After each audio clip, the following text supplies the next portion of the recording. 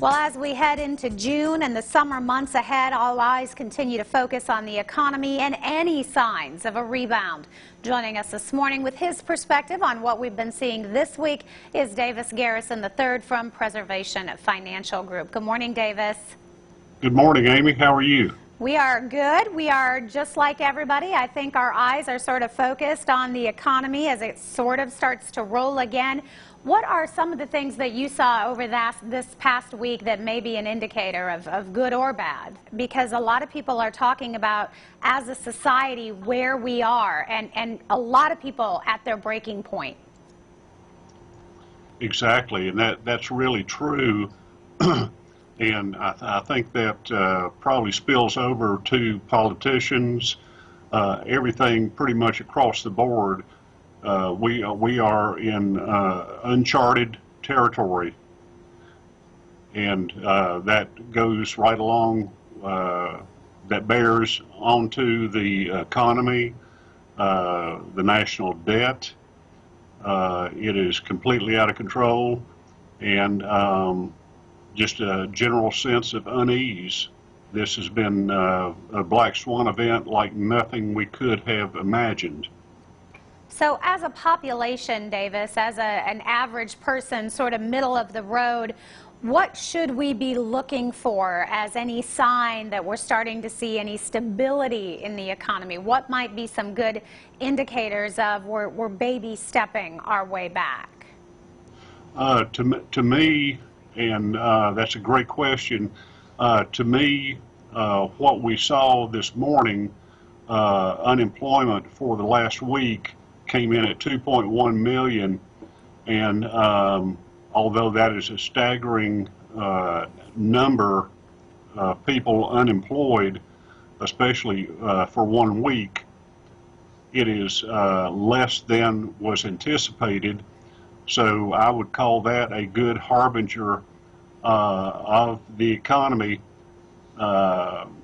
Anything that will tell us that as opposed to a L-shaped recession, U-shaped recession, it could be, and nobody can foretell the future, but it could be a V-shaped recession, and I'm being totally optimistic about that.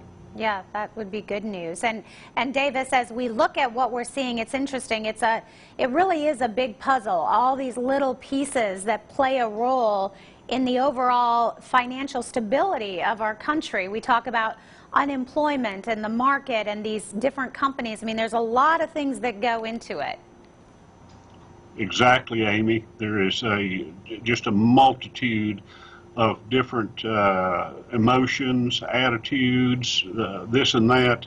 I've got a good friend who lives in Minneapolis, and I'll be talking to him later on this afternoon, and I look forward to seeing, a native there, what he thinks of the situation, because the economy is causing most things just to boil over.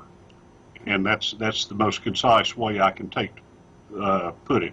But as we look at where we go from here, until this, before this, prior to, it seemed like we were starting to make some progress. And I think that's one of the other things that's so frustrating.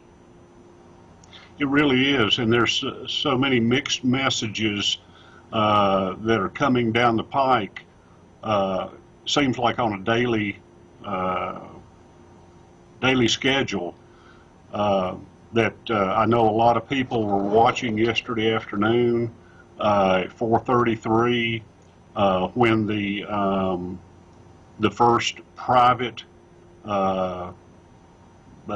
sponsored by Elon Musk, private space shot. Yeah.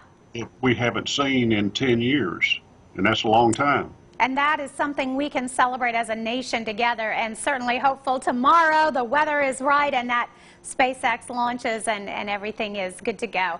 Davis, great to chat with you. Thanks so much for your insight this week. Thanks as always, Amy. All right, if you have other questions, you can always find Davis Garrison III from Preservation Financial Group, located right here in Johnson City. You can check out the website or call their office for more information. The preceding portion of Daytime Tri-Cities was sponsored by